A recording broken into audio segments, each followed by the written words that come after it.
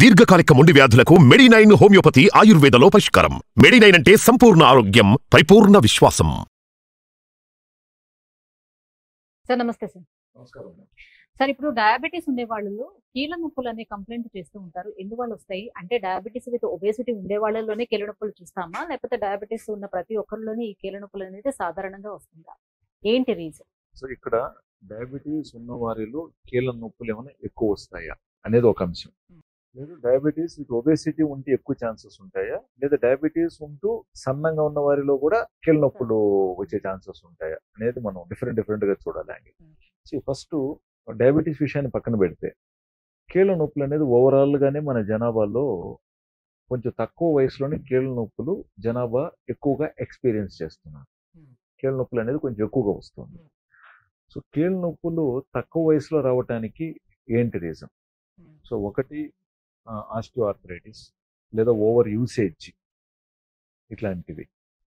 ఇంకొకటి very important ఏంటంటే కండబలం తగ్గిపోతుంది, మజిల్ పవర్ తగ్గుతుంది. ముఖ్యంగా క్వాడ్రిసెప్స్ మజిల్ ఏదైతే మన కీళ్ళని లేకంటే ఆ మొత్తం దాన్ని గ్రిప్లో పెట్టుకుంటాయో, అనాటమికల్ స్ట్రక్చర్ ప్రకారంగా గ్రిప్లో పెట్టాలి కదా, ఈ మజిల్ స్ట్రెంగ్త్ అనేది బాగా తగ్గిపోతుంది. ఎక్కువగా మనం కూర్చొని వర్క్ చేయడం, ఎక్కువగా కూర్చోవటం, లేదా అతిగా అట్లెటిక్స్ చేయడం, జిమ్కి అతిగా చేసేయడం, ఒక పద్ధతి అంటూ లేకుండా.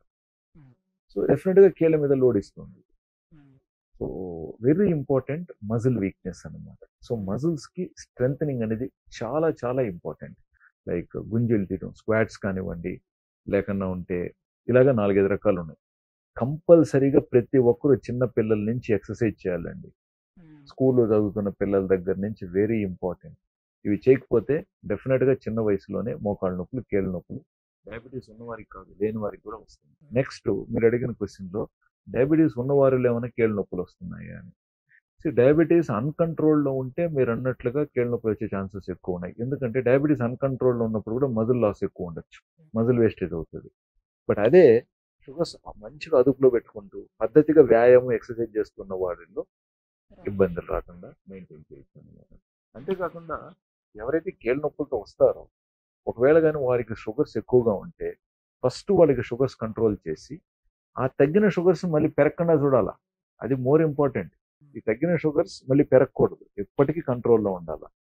అక్కడి నుంచి ఎక్సర్సైజెస్ స్లోగా వాళ్ళకి అలవాటు చేయటం, అవసరమైతే కొద్ది రోజులు ఫిజియోథెరపీ డాక్టర్ దగ్గరికి వెళ్ళి మీరు సంప్రదించి కొంచెం నొప్పి తగ్గించుకొని, నొప్పి తగ్గిన తర్వాత ఆ మజిల్ స్ట్రెంథనింగ్ ఎక్సర్సైజెస్ క్రమంగా చేయటం. అండ్ ఎప్పటికీ శాశ్వతంగా చేస్తూ ఉండాలండి, నొప్పులు తగ్గే వరకే కాదు. జనరల్గా చేసే తప్పు ఏంటంటే ఆ 10 రోజులు 20 రోజులు చేయడం, ఆ నొప్పులు తగ్గినది మళ్ళీ మర్చిపోవటం, మళ్ళీ 6 నెలలకు పెయిన్ కొత్తగా స్టార్ట్ అవుతాం. సో ఆ ఎక్సర్సైజెస్ లైఫ్ లాంగ్ చేయాలి. మజిల్ స్ట్రెంథనింగ్ ఎక్సర్సైజెస్ ఒక 3 రోజులు చేయకపోతే మళ్ళీ మజిల్ వీక్ అయిపోతుంది. చాలా ఇంపార్టెంట్. అంటే అన్కంట్రోల్డ్ డయాబెటీస్ ఉంటూ ఇంకొక పక్కన సివియర్ ఆర్థరైటిస్ ప్రాబ్లం ఉన్న వాళ్ళు ఎలా ఎక్సర్సైజ్ చేయగలుగుతారు, ఈవెన్ ఎలా వాక్ చేయగలుగుతారు, ఎట్లా కంట్రోల్ చేస్తారు? ఇక్కడ ఒబేసిటీ ఉన్న వారికి ఇప్పుడు మనం కొంచెం ఒబేసిటీ తగ్గే విధంగా డైట్ చెప్తూ ఒబేసిటీ తగ్గడానికి కొన్ని మందులు కూడా వాడాల్సిన అవసరం వస్తుంది. అవి కూడా చాలా సేఫ్గా ఉంటున్నాయి.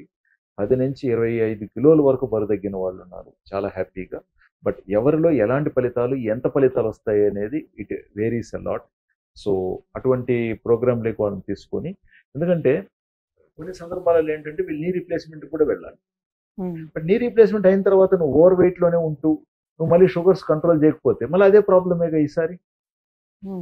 నీ రీప్లేస్మెంట్ చేసిన తర్వాత అయినా కూడా సర్జన్ ఏమని చెప్తారు, మీరు షుగర్ కంట్రోల్ చేసుకోండి అండి, వీలైతే ఇంకొంచెం బరువు కూడా తగ్గండి, మంచిగా ఫిజికల్ ఎక్సర్సైజ్ చేసుకుంటూ ఉండండి, క్వాడ్రిసెప్స్ మజిల్ స్ట్రెంథనింగ్ బాగా చేసుకోండి అని చెప్పేసి మళ్ళీ ఫిజియోథెరపీ డాక్టర్కి అప్పగిస్తారు. బట్ పాటించాల్సింది చివరికి పేషెంటే కదా, అది very important. So high sugars ఉంటే కంట్రోల్ చేసుకోవటం, ఒబేసిటీ ఉంటే బరువు తగ్గే విధంగా డాక్టర్గా మనం కూడా వాళ్ళకి సహకరిస్తూ బరువు తగ్గే విధంగా వాళ్ళని ప్రోత్సహిస్తూ, మందుల్లో కూడా బరువు తగ్గే విధానంగా మందుల ప్రిస్క్రిప్షన్ కూడా సెట్ చేసుకుంటూ ముందుకు తీసుకెళ్తూ ఉండటం వల్ల చాలా మంది హ్యాపీగా ఫీల్ అవుతున్నారు. అంతేకాకుండా మీరు మళ్ళీ ఇంకో క్వశ్చన్ అడిగారు, డయాబెటీస్ ఉండి సన్నంగా ఉంటే కూడా కీళ్ళ నొప్పులు రావచ్చు అని. కరెక్ట్.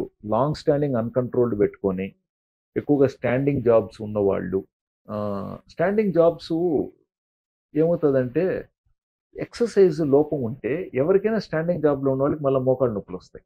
ముఖ్యంగా స్టాండింగ్ జాబ్ పెట్టుకున్న వాళ్ళు కంపల్సరీగా క్వాడ్రిసెప్స్ ఎక్సర్సైజెస్ మ్యాండేటరీ అండి. అది ట్రాఫిక్ పోలీస్ కావచ్చు, లేదా ఆపరేషన్ చేసే సర్జన్ డాక్టర్ అయినా కావచ్చు, నిలబడుకొని పనిచేసి ఎవరైనా కావచ్చు.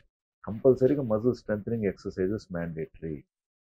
సో ఫైనల్గా టు కన్క్లూడ్, ఎక్సర్సైజెస్ అనేటివి చాలా ఇంపార్టెంట్. వెయిట్ పెరగకుండా ఉండటం ఇంపార్టెంట్. ఒకవేళ పెరుగుంటే తగ్గించుకోవటం అనేది ఇంపార్టెంట్. షుగర్ ఉన్నా లేకపోయినా కీళ్ళ గురించి భద్రతగా జాగ్రత్తగా ఉండటం వెరీ ఇంపార్టెంట్. ఇక్కడ నేను ఇంకొక విషయం చెప్పలేదు. చిన్న వయసులో ఉన్నప్పుడు స్పోర్ట్స్ కూడా కేర్ఫుల్గా చేయాలి. చిన్న వయసులో ఉన్నప్పుడు అతిగా స్పోర్ట్స్ చేసేసి, అంటే ఇప్పుడు బరువు ఎక్కువ అయిపోయి అతిగా స్పోర్ట్స్ చేయటం మోకాళ్ళ మీద లోడు పడుతుంది. అది మనం చూడాల్సిన అంశం. వయసు పెరిగే కొద్దీ కూడా కొన్ని జాగ్రత్తలు చూసుకుంటూ ఉంటే ఈ ప్రాబ్లమ్స్ నుంచి మనం బయటపడటానికి చాలా సేఫ్గా ఉంటుంది. ఎందుకంటున్నానంటే చాలా మంది ఇటీవల మోకాళ్ళ నొప్పులు అనేది ప్రధాన అంశంగా మారుతుంది. ఇప్పుడు మీరు న్యూరోపతి, డయాబెటీస్ లో కామన్ గా కంప్లైంట్ చేస్తూ ఉంటారు కదా. న్యూరోపతి చాలా ఈజీ అండి మేనేజ్ చేయడం అనిపిస్తుంది. ఎందుకంటే షుగర్ కంట్రోల్ చేసేసి కొంచెం వాళ్ళకి కావాల్సిన నరాలకి కొంచెం ఏదైనా మెడికేషన్ అవసరం ఉంటే, లేదా మంటలు తగ్గడానికి కొంచెం మందులు ఇచ్చి షుగర్ కంట్రోల్లో పెడితే చాలా వరకు బెటర్ అయిపోతాం. బట్ మోకాళ్ళ నొప్పులు అనేది చాలా కష్టం. అంటే న్యూరోపతి ఏంటి, మీరు రెస్ట్లో ఉన్నప్పుడు, పడుకున్నప్పుడు మీకు న్యూరోపతి సిమ్టమ్స్ వేడిగా ఉన్నట్లు, లేకుంటే ఏదైనా పాకుతున్నట్టు, సీమలు వచ్చినట్టు, లేదా ఐస్ ఏదైనా పెట్టినట్టు అనిపిస్తుంది. బట్ నొప్పి అనేది, మీరు ఒక గుడికి పోవాలంటే కూడా నొప్పికి భయపడి మీరు గుడికి పోలేదు. పక్క ఊరికి వెళ్ళి రావాలంటే బస్ ఎక్కి దిగాలంటే భయపడతాం. అంతెందుకు, ఇప్పుడు మనం యూఎస్కి వెళ్ళి రావాలంటే ఎంతోమంది పాపం పేరెంట్స్ వాళ్ళ పిల్లలు అమెరికాలో హ్యాపీగా స్థిరపడి ఉంటే వీళ్ళకు పోయి రావడానికి మోకాళ్ళ నొప్పులు, అక్కడ ఎవరు ఎక్కుతారు, మెట్లు ఎక్కాలి, ఆడ మెట్లు దిగాలి, ఆడ మళ్ళీ ఇబ్బంది అనుకొని పోకుండా సమర్థించుకొని ఉంటున్న వాళ్ళు ఎంతమంది చూడండి. సో జీవితంలో హాయిగా ఉండాలంటే అనేక ఆరోగ్య సమస్యల నుంచి మనం ముందస్తు జాగ్రత్తలు తీసుకుంటేనే జీవితం హాయిగా ఉంటుంది. Thank you so much sir.